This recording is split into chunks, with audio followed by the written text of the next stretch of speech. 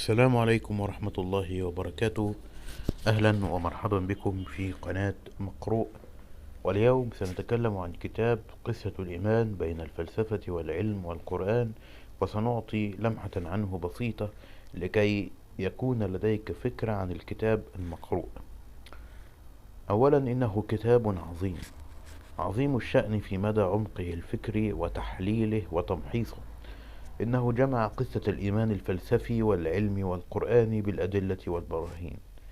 تناول الكتاب الفلسفة من أولها إلى آخرها من الإيمان بالخالق، وجمع بين فلاسفة اليونان والإسلام في قالب روائي ظريف أدبي، ثم يمر بفلاسفة الغرب، ومن ثم يعرض إلى العلم والقرآن وقصة إيمانهما.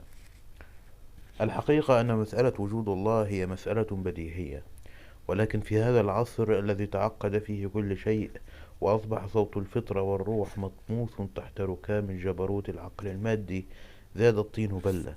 فلذلك كان هذا الكتاب قصة الإيمان يمثل تحفة فكرية رائعة، خاصة للشباب، كما أن صاحبه فيلسوفا فحلا. إن كثيرا من الأدباء والعلماء والفلاسفة أثنوا على هذا الكتاب بالخير، مما لقوه منه من عمق وتحليل ونقد وصدق وميزان.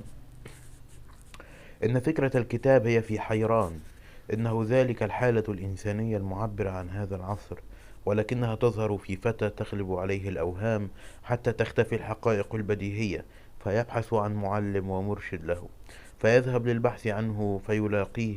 ومن هنا تبدأ رحلتك مع كتاب يقع في أكثر من 400 صفحة من العمق الفكري والفلسفي والعلمي والقرآني.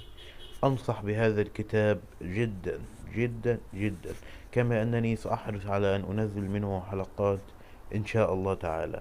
وشكرا، والسلام عليكم ورحمة الله وبركاته.